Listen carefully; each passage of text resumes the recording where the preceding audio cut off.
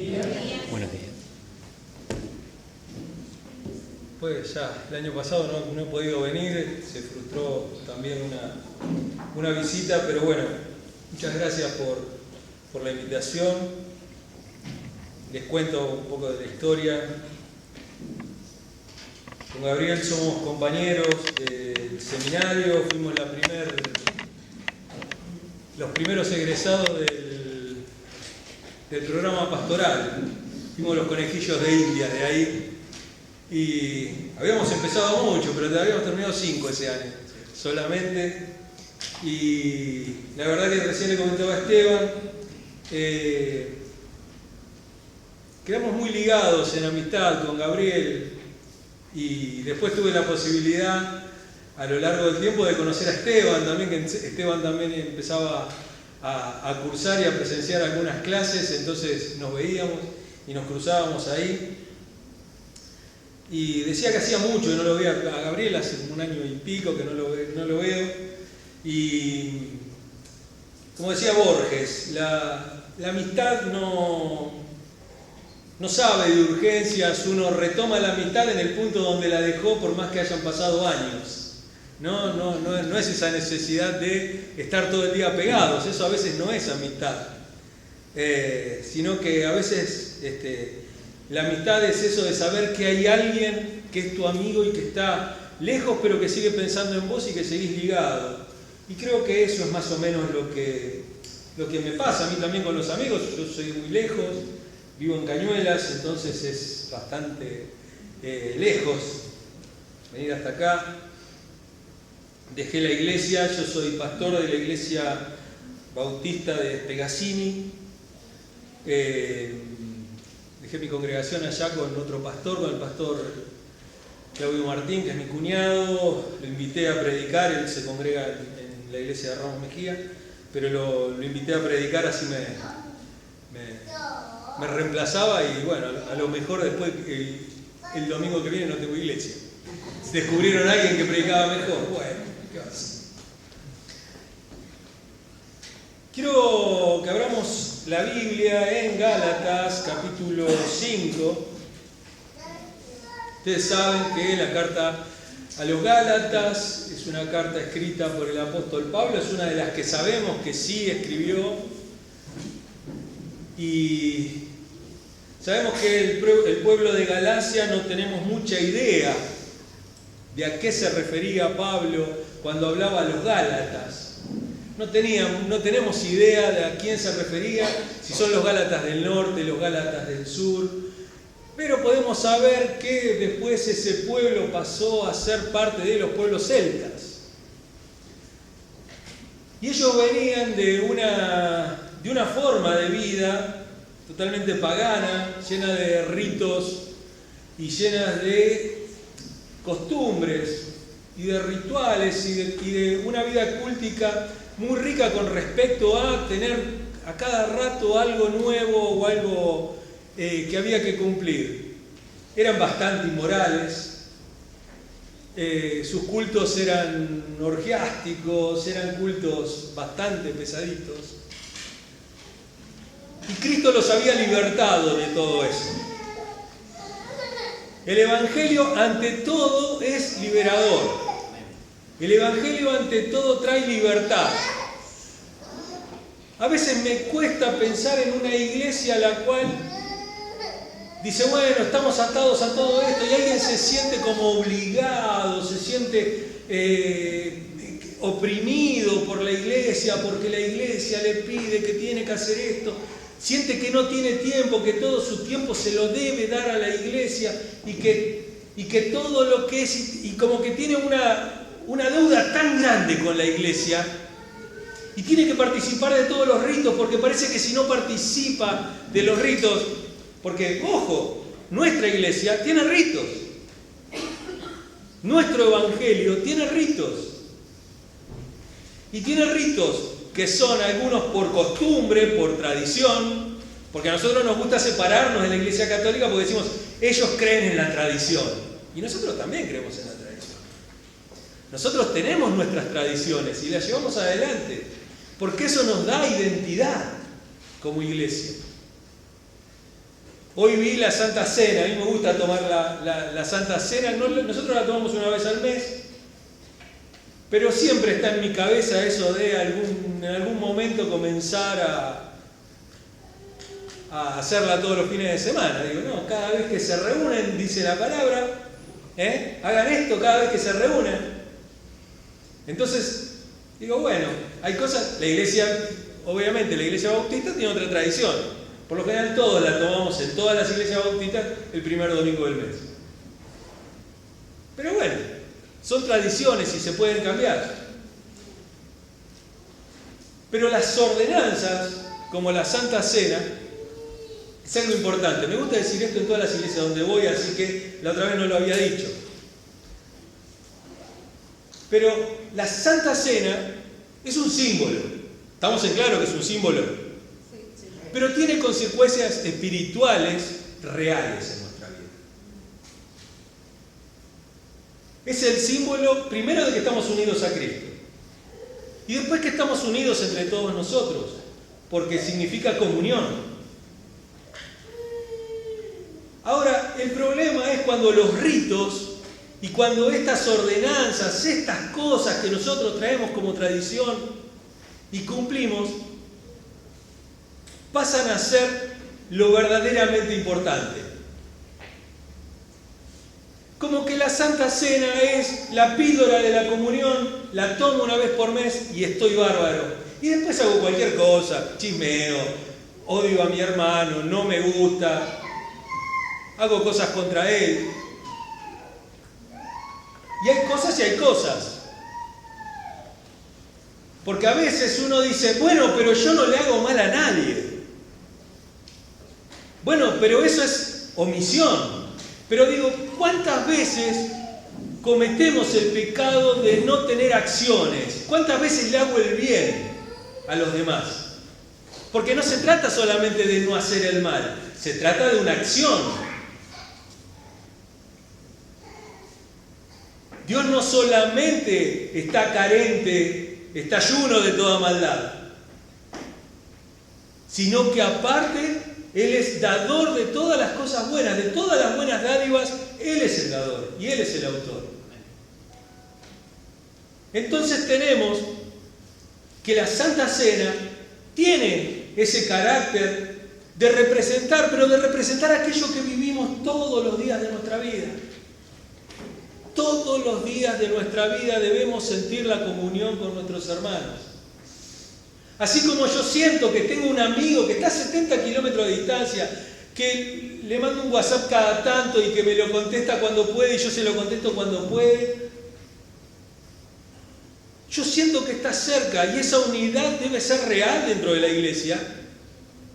Porque dice Pablo, ojo con los que toman la Santa Cena indignamente, sin discernir el cuerpo y la sangre de Cristo. Ojo con eso. Porque trae consecuencias reales y trae consecuencias físicas y trae consecuencias corporales, de salud. Dice Pablo, porque ustedes toman la Santa Cena indignamente, muchos de ustedes están enfermos y muchos de ustedes duermen. Muchos han palmado por tomar indignamente la Santa Cena.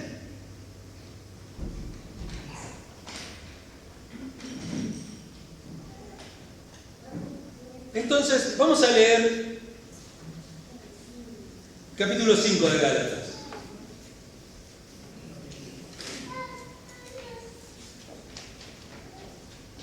Dice, Cristo nos libertó para que vivamos en libertad.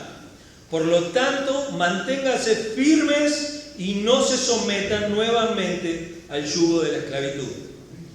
Escuchen bien, yo, Pablo, les digo que si se hacen circuncidar, Cristo no les servirá de nada. De nuevo declaro que todo el que se hace circuncidar está obligado a practicar toda la ley. Aquellos de ustedes que tratan de ser justificados por la ley han roto con Cristo, han caído de la gracia. Nosotros, en cambio, por obra del Espíritu y mediante la fe, aguardamos con ansias la justicia que es nuestra esperanza. en Cristo Jesús, de nada vale estar o no estar circuncidados, lo que vale es la fe que actúa mediante el amor. Amén. Ustedes estaban corriendo bien. ¿Quién los estorbó para que dejaran de obedecer a la verdad? Tal instigación no puede venir de Dios, que es quien los ha llamado. Un poco de levadura fermenta toda la masa. Yo por mi parte confío en el Señor que ustedes no pensarán de otra manera. El que los está perturbando será castigado, sea quien sea. Hermanos, si es verdad que yo todavía predico la circuncisión, ¿por qué se me sigue persiguiendo? Si tal fuera mi predicación, la cruz no ofendería tanto. Ojalá que esos instigadores acabaran por mutilarse del todo. Les hablo así, hermanos, porque ustedes han sido llamados a ser libres. Pero no se valgan de esa libertad para dar rienda suelta a sus pasiones. Más bien sírvanse unos a otros con amor. En efecto, toda la ley se resume en un solo mandamiento. Ama a tu prójimo como a ti mismo. Pero si siguen mordiéndose y devorándose, tengan cuidado. No sea que acaben por destruirse unos a otros. Pablo es clarísimo. Pablo no deja lugar a dudas. Los que dejamos lugar a dudas somos nosotros. Nosotros ponemos nuestras dudas sobre la palabra de Dios. ¿Por qué? Porque los pastores muchas veces tenemos miedo de que si le decimos a la gente que es libre en Cristo, que tiene una total libertad. No, voy a tener una iglesia liberal, una iglesia que todos se van a perder, todos van a hacer lo que quieren, todos van a estar pecando, sin tener conciencia de lo que están haciendo en contra de Dios. Entonces, esta iglesia se va a transformar en una iglesia que no predica, que no tiene obras, en una iglesia que vive en el pecado continuamente, revolcándose. Y yo pregunto, ¿por qué? ¿Por qué decirle a la gente que es libre para hacer cualquier cosa?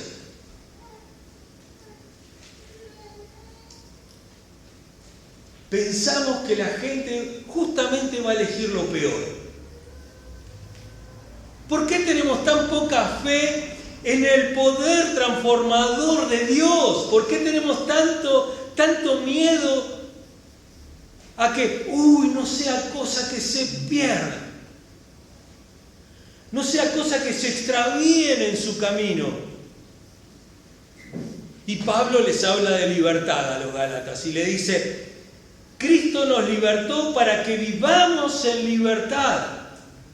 Dice, no se vuelvan a meter en el yugo de las tradiciones, no se metan a volver en el yugo de un mundo, de una iglesia opresora, una iglesia que nos está constantemente poniendo una daga en el cuello, una espada sobre nuestra cabeza, pensando que por cualquier cosa nos vamos a apartar y vas a ver lo que te va a pasar y lo que le va a pasar a sus hijos y a los hijos de tus hijos hasta la cuarta generación.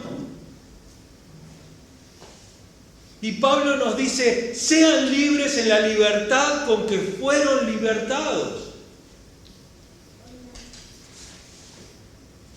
Porque tenemos aparte una hermenéutica rara de la Biblia, un acercamiento a la interpretación bíblica raro, extraño.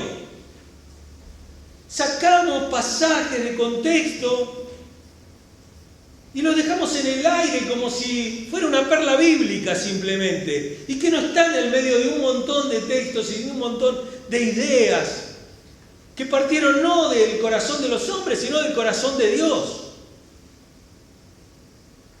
Decimos, no sigas a tu corazón. Engañoso es el corazón más que todas las cosas. El corazón del no convertido.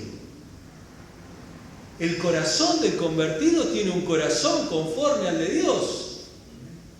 Del corazón de un convertido nacen deseos que nacen en el corazón de Dios, que no aman el pecado, sino que aman la verdad, aman la justicia. Dice Ezequiel que Dios ha quitado el corazón de piedra de cada uno de nosotros que hemos creído en Cristo Jesús. Y que ha colocado un corazón de carne y que ha escrito su ley en esos corazones. Y que no es necesario ni siquiera que alguien nos diga los 10 mandamientos y lo esté recordando constantemente, sino que el hombre tiene la capacidad de discernir qué me edifica y qué no me edifica, qué le trae gloria a Dios y qué no trae. Entonces tenemos un corazón conforme al de Dios. Nosotros decimos, no podemos conocer el poder, el pensamiento de Dios, porque más alto es mi pensamiento que vuestro pensamiento. No, perdón. Pablo dice que nosotros tenemos la mente de Cristo. Fuimos revestidos de Cristo. Entonces nuestra mente corre en paralelo con la mente de Dios. Estamos en sintonía con Dios. El problema es, como decía Esteban recién, el problema es cuando estamos desganados, cuando estamos mal, cuando nuestro corazón se empieza a inclinar al pecado, entonces tenemos que rever nuestra salvación. Debemos rever cómo estamos corriendo, cómo estamos caminando en el camino del Señor. Pero ante todo el Evangelio debe ser un Evangelio de liberación. Debe ser un Evangelio que traiga libertad. Libertad en todos los caminos del hombre y de la mujer. Debemos ser libres del yugo de esclavitud. Y ojo, porque nosotros decimos, bueno, pero los Gálatas tenían a estos judíos que venían atrás y venían hablando de la circuncisión. Ojo, porque tenemos muchas iglesias que han vuelto, ellos dicen, a sus raíces. Entonces Jesús ya no es Jesús, es Yeshua, Mashiach. Jehová no es más Jehová, sino que es Yahweh y todas esas. Nosotros practicamos el Pesaj. Entonces hablan todo en hebreo, hablan todo en eso y utilizan todo eso como nuevamente para que estemos sujetos al yugo de esclavitud. Respetamos el Antiguo Testamento porque es la historia del pueblo de Dios. Pero nuestro pacto es superior.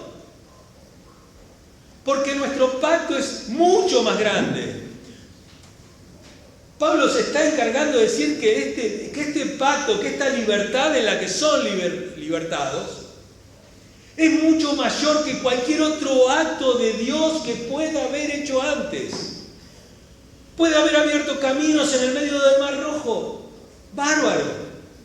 Pudo haber puesto una nube de fuego que los separaba de los egipcios cuando venían a perseguir al pueblo de Dios. Bárbaro. Les ha dado el maná en el medio del desierto. Ha abierto agua, fuentes de agua donde no había en el medio de la nada. Resucitó muertos, hizo un montón de cosas Dios anteriormente. Pero el pacto de Cristo en su sangre es superior a todo eso. Y no solamente que es superior, es definitivo.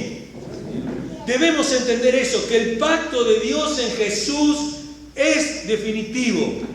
Dios no va a obrar más con respecto a esto. Para Dios en Cristo es trabajo terminado.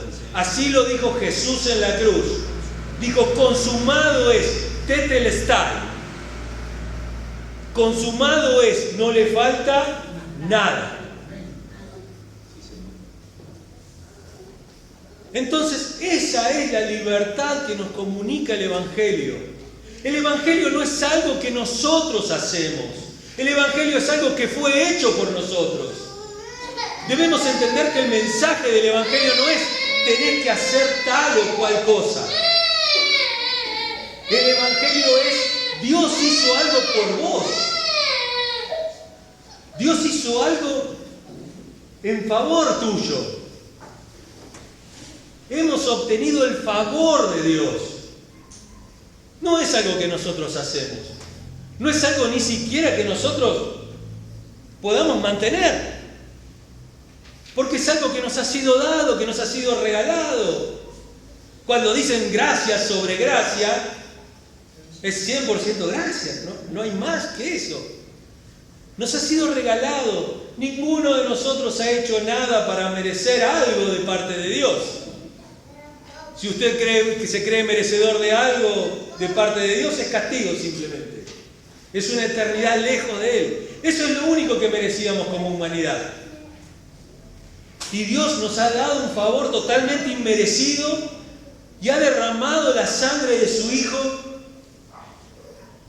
en favor nuestro, en favor de nuestra libertad.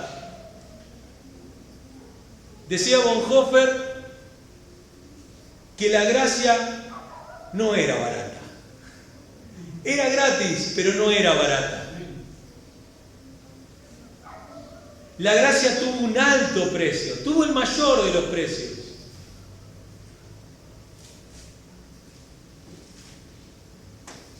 Nietzsche decía, Dios ha muerto y nosotros lo hemos matado. Yo digo amén, pero Él ha resucitado y está vivo hoy.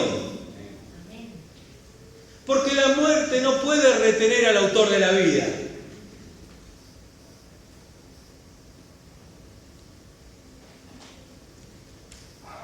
Dice Pablo, si ustedes vuelven a circuncidarse, Cristo no les va a servir de nada. Digo, qué triste que es que Cristo no nos sirva de nada.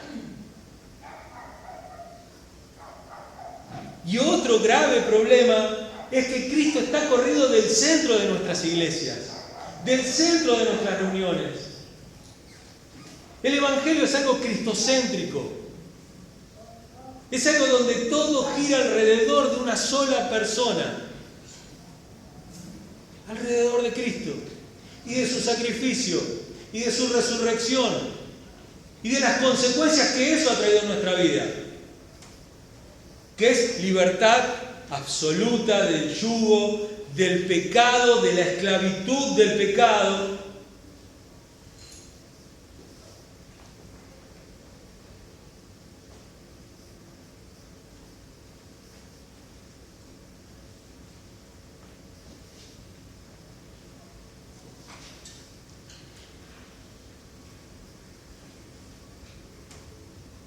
Dice Pablo en el versículo 4, aquellos que entre ustedes tratan de ser justificados por la ley, han roto con Cristo, han caído de la gracia.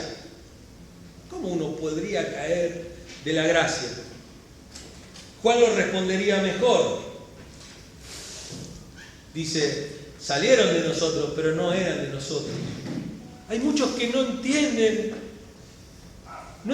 que han sido salvados. Y tratan de salvarse continuamente. Tratan de nadar en contra de la corriente. Uno de los comentarios que leí para poder hablar de esto fue uno de Hendrickson. Me gustó la imagen que él trajo sobre esto, la ilustración que trajo. Dijo que había dos ríos o dos lagos. Uno era un río cristalino, de agua muy pura, de agua limpia, pero también era torrentosa, estaba llena de rocas en el camino, como esos ríos donde uno va a hacer, no me acuerdo cómo se llama, rafting, ¿no? Se llama algo así, ¿no? Que uno va y se golpea contra todas las piedras y bueno. Y del otro lado había una ciénaga, algo pesado, hediondo, algo putrefacto. Estas aguas torrentosas, estas aguas claras, limpias, puras, son las aguas de un evangelio que está basado en la ley, que está basado en las buenas, en cumplir puntillosamente. Está basado en la religiosidad. Está basado en las apariencias. Está basado en continuamente querer estar en ese río torrentoso donde las piedras están continuamente y uno no puede descuidarse, porque donde se descuida se estrella contra una piedra. Y a lo mejor vino corriendo bien todo el camino porque el agua era clara, el agua era limpia, era lindo estar ahí. Pero de repente una sola piedra sirvió para destruir. Y eso es lo que dice Pablo con respecto a la ley. Aquel que quiere atarse a la ley debe cumplir toda la ley. Una sola vez que la rompa, romperá todo. No importa cómo haya caminado. Del otro lado está el liberalismo, el amoralismo, esto que hoy tenemos iglesias que predican la antinomia. Son iglesias antinomistas, anti, contra, nomia, noma, la ley. Contra la ley. ¿Qué vamos a decir? ¿Que la ley es mala? La ley es aquello que nos ha mostrado nuestro estado delante de Dios. Nos ha mostrado cómo estábamos delante de Dios. Nos está mostrando que no podemos cumplir con nada. Pero si desechamos toda la ley y decimos, oh, ok, la gracia es gratis y yo no tengo que esforzarme y yo no tengo que hacer nada, entonces puedo cumplir los deseos más bajos de mi corazón. Entonces voy a empezar a nadar en esa ciénaga, que por cierto es imposible nadar en las ciénagas. Entre el olor, la putrefacción, esos pastos podridos que hay abajo, y lo pesado que es como remar en un mar de dulce de leche con 2 palitos de helado. Es imposible, uno se termina infectando, se termina muriendo dentro de esa ciénaga. Imagínense la ciénaga como esas películas en donde vemos las arenas movedizas, ¿no? Donde uno no puede salir, donde cada vez cuanto más se mueve ahí adentro, más abajo está. Y cuanto más uno lucha, más abajo está.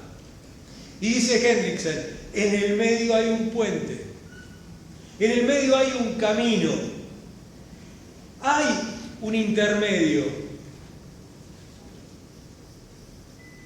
Diría alguien, la ancha avenida del medio.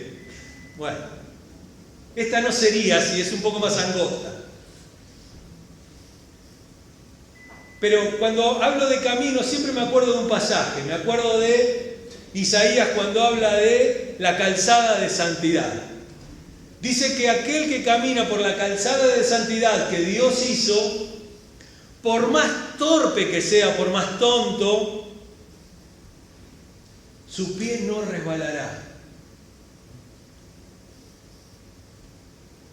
Entonces, digo, debemos llegar de una vez por todas a una iglesia equilibrada, una iglesia que no esté ni en el fanatismo de la ley, en el fanatismo del cumplimiento de las tradiciones y de esa cultura opresora de la iglesia y de esa iglesia que no le importa nada y que piensa que simplemente porque cantamos 4 canciones, predicamos mensajes lindos, mensajes motivadores, que le apuntan más a la carne. Seguramente el pastor Tatangelo les va a hablar la semana que viene del sarx, de la carne. Los mensajes que vemos hoy en la televisión, sobre todo aquellos que tienen más rating, porque evidentemente tienen más rating, les apuntan más a esa sarx, a esa carne, a esa naturaleza caída del ser humano. Les predica a los deseos de la carne. Le dice, vení que Dios quitará todos los problemas de tu vida. Vení que Dios te va a prosperar en todos los caminos. Vení que tu enfermedad va a ser quitada. Vení que tu familia va a ser perfecta, no importa que tu marido, que tu esposa te engañe, no importa. Dios lo va a cambiar todo eso. Vení que Dios va a quitar a tus hijos de la droga. Vení que Dios te va a dar un buen trabajo, te va a hacer prosperar, te va a levantar en el medio de ellos. Y digo, esa es la libertad de la cual predica Pablo.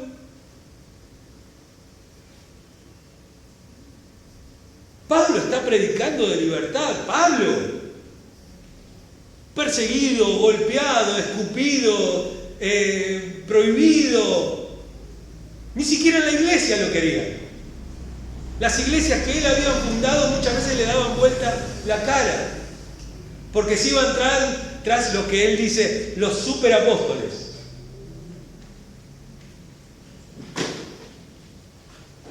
¿O es una libertad la de Cristo que lo que trae a nuestra vida a veces no son soluciones? Es la libertad que trae el gozo de tener esperanza en la justicia de Dios.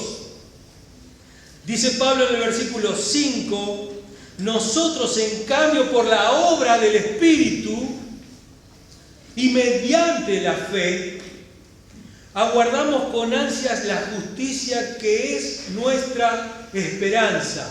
Aguardamos a Cristo y soportamos todo lo que viene porque estamos totalmente convencidos, convertidos, estamos teniendo fe, teniéndole, como me gustó una frase, creo que está en el libro de Eduardo, en Cuando no se puede parar de sufrir, que dice que tener fe es tenerle paciencia a Dios.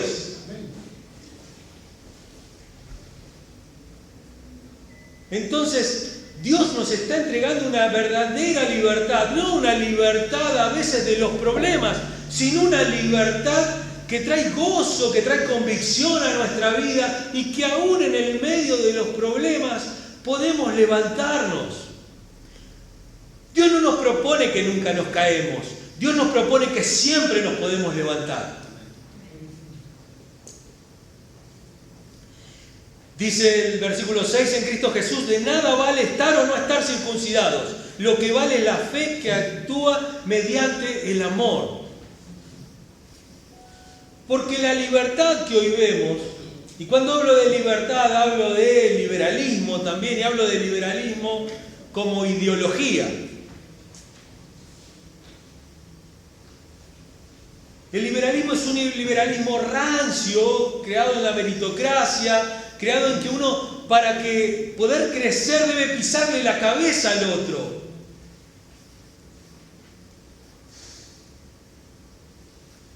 Porque ese pensamiento nos hace ver que el puesto que tiene aquel lo podría tener yo, entonces es necesario que yo lo baje. Fíjense nomás, sin entrar en tema de política, fíjense en las campañas políticas. No están centrados en las obras que nos proponen, sino en lo malo que es el otro.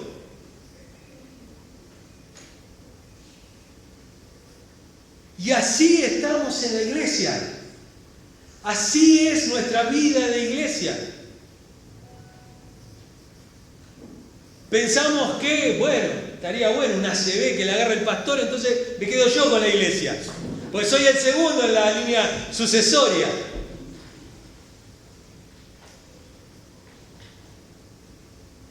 Entonces pensamos que lo que el otro tiene yo lo podría tener. Eso es envidia. Eso es envidia. La envidia no es estar contento por lo que le pasa a mi hermano. No es decir, che, qué buen coche que tenés, cómo me gusta tu auto. Es decir, mirá, se compró el auto ese, lo podría tener yo. Y a mí,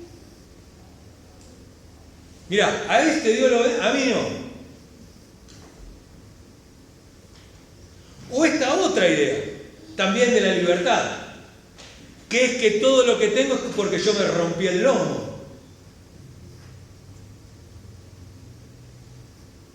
No, pará. A mí nadie me regaló nada, Todo lo que yo tengo, ¿sabés las noches que me llevaron, los días que me llevaron?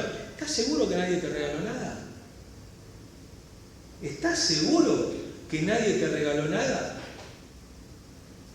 Toda buena dádiva viene del Padre de las luces.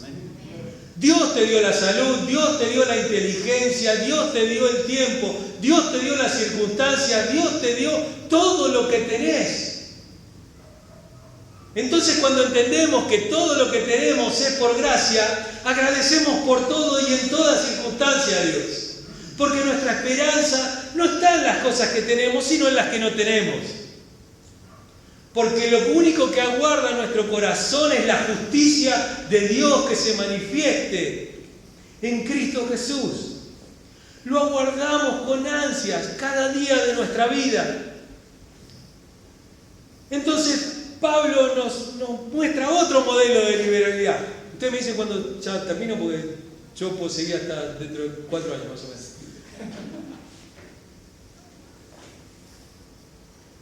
Nos muestra otro camino de libertad. ¿Basado en qué? En el amor. En el amor, simplemente.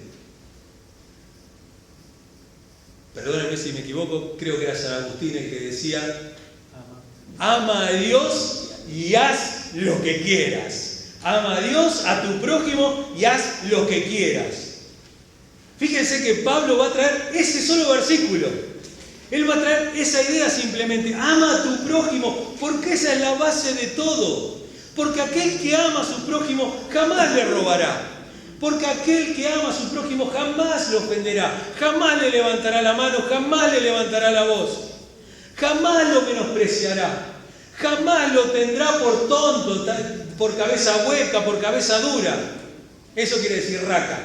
Cuando dice que llama a su hermano raca, raca es eso, cabeza hueca. No tiene nada en la cabeza. No tiene nada en la cabeza. Todo está basado en el amor. Todo está basado. ¿Y cómo sé? Pero ojalá yo tuviera ese amor. Dice Pablo en Romanos 5:5 que el amor de Dios ha sido derramado en nuestros corazones.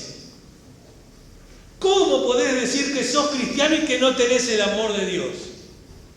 ¿Cómo es que no podés amar? ¿Cómo es que no podés soportar? Tal vez no podés soportar, tal vez no podés amar, porque estás amando, estás soportando en tus propias fuerzas, cuando tenés que dejar que Dios haga la obra. Y lo primero que debe hacer es una obra en tu corazón, transformando tu pensamiento mediante la obra del Espíritu Santo, que constantemente nos está acompañando. ¿Cómo podés decir que estás solo? ¿Se acuerdan de ese himno viejo, no? ¿Cómo podré estar triste? ¿Cómo entre sombras ir? ¿Cómo sentirme solo y en el dolor vivir? Si Cristo es mi consuelo, mi amigo siempre fiel. Me encanta ese himno. El cuida de las aves y cuidará también. ¡Claro! Y se remite a ese pasaje que me parece hermoso, precioso, y que no lo entendemos. Y que a veces no lo entendemos porque los afanes de la vida son, como dice Cristo, esos espinos que cubren a veces nuestra fe y nos mantienen ahí apretados y no podemos hacer nada y no nos dejan vivir esta libertad que el Evangelio viene a traer. Dice Cristo: las aves no cosechan, no siembran, no hacen nada y el Padre las mantiene. Dice: ustedes no valen más que ellas.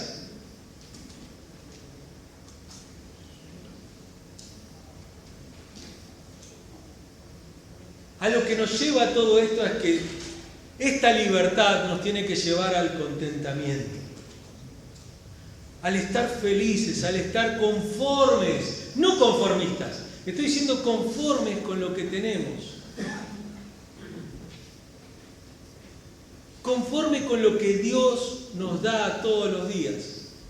Semana pasada predicaba en mi iglesia sobre Eclesiastés. De ese pasaje que habla de los muchos afanes que había tenido el rey. Y hablaba, dice: he llegado a la conclusión que lo más importante en la vida es comer y beber y disfrutar del fruto de nuestros afanes. comida, bebida. ¿Cómo es eso? Eso es bendición de parte de Dios. Debemos disfrutar lo que tenemos. Ojo, ojo con no disfrutar la vida. La vida es para disfrutarla. Es para amar con todas las fuerzas. Todo lo que hagas, hacelo con todas tus fuerzas. Porque es don de Dios. Dios te ha dado un regalo, te ha dado esta vida y te ha dado la libertad para poder disfrutarla. Disfrutala a pleno. Disfruta cada minuto de tu vida en la libertad con la que fuiste libertado.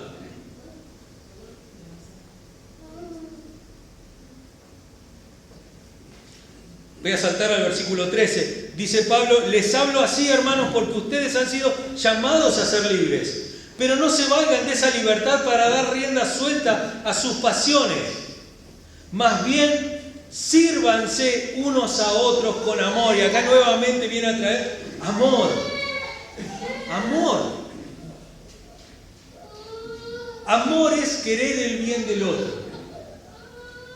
Y no solamente es querer como un deseo, es querer como una acción, es hacerle el bien al otro, es hacer algo para que el otro esté bien.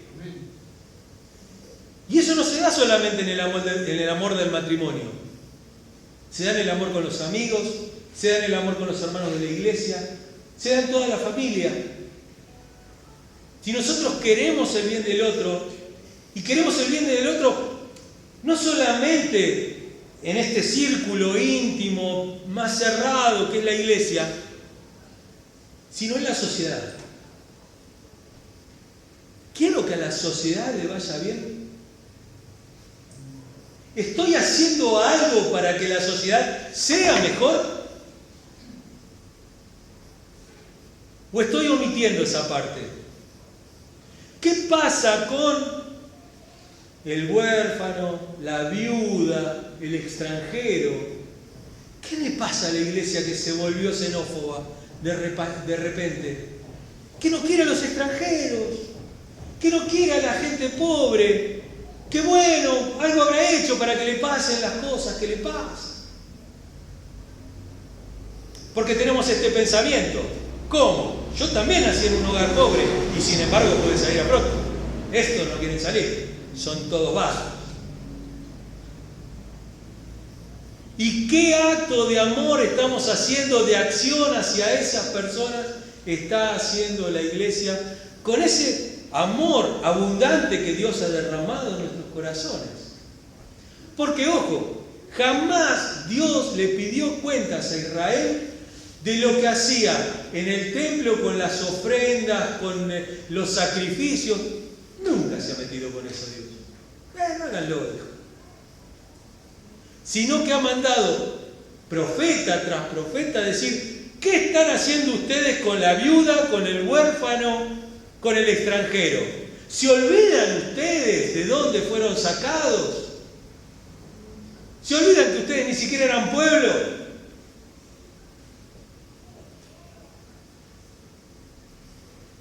¿Cómo pueden estar en contra de esas cosas?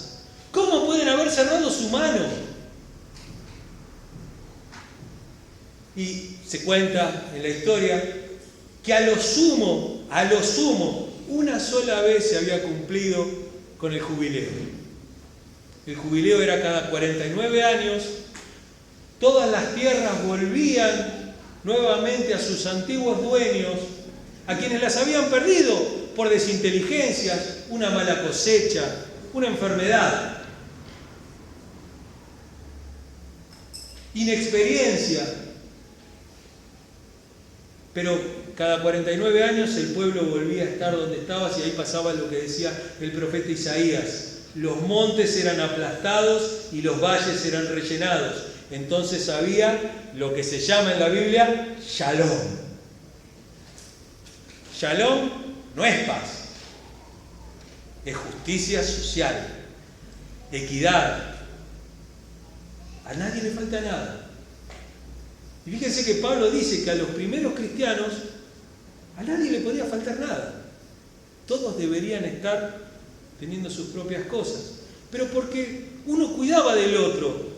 Entonces, lo que nos invita a hacer Pablo, dice, ustedes están llamados a ser libres, pero no se valgan de esa libertad para dar rienda suelta a sus caprichos. O sea, ojo, porque si Dios te está bendiciendo económicamente, no es para que te los pegues en tus deleites solamente. Ojo, si Dios te está bendiciendo es para que vos bendigas a otros.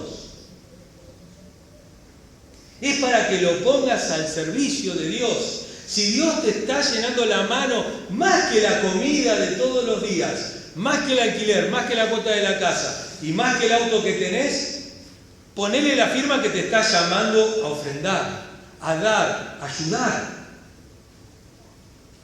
Entonces dice Pablo, ustedes han sido libres y tienen esa libertad, no le den rienda suelta a sus pasiones, más bien sírvanse unos a otros con amor. En efecto, toda la ley se resume en un solo mandamiento: ama a tu prójimo como a ti mismo.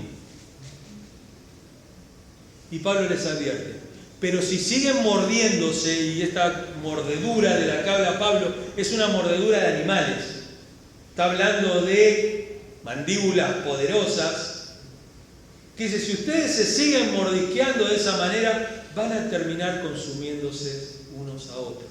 Y cuando habla de consumiéndose, habla de aniquilación, de no existir más. Entonces yo creo que la iglesia hoy debe ser invitada a vivir una libertad plena, una libertad sin el yugo de la religiosidad y un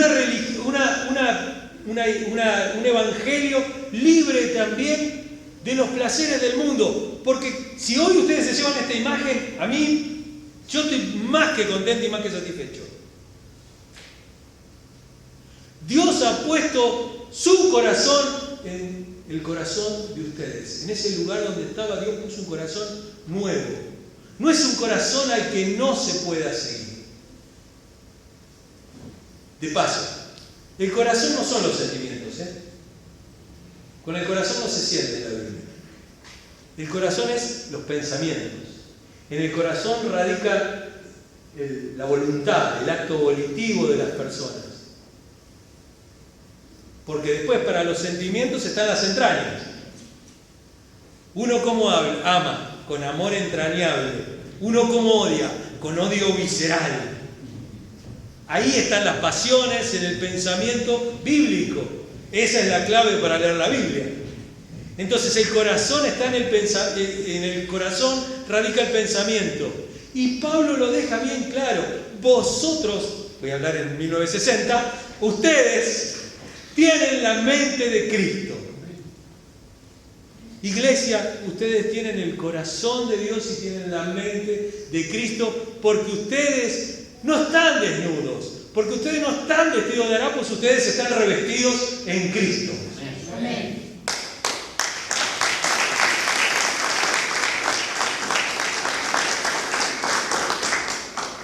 Gracias. Vamos a orar. Póngase de pie, por favor.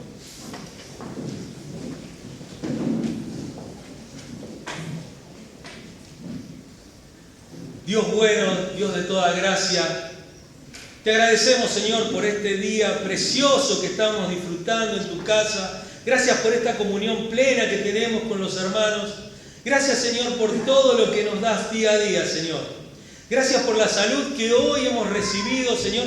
Gracias porque pudimos abrir los ojos esta mañana porque tuvimos el tiempo, la salud, las ganas para poder llegar a tu iglesia y para poder deleitarnos con nuestros hermanos de las alabanzas, de alabarte, de bendecirte, de glorificarte, Señor.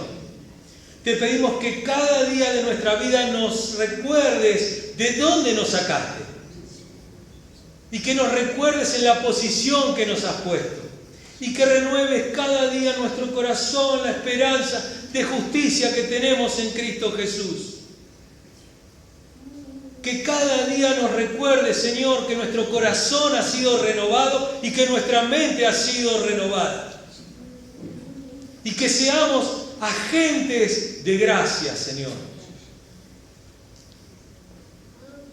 Porque nada tenemos que no nos haya sido dado gratuitamente, Señor.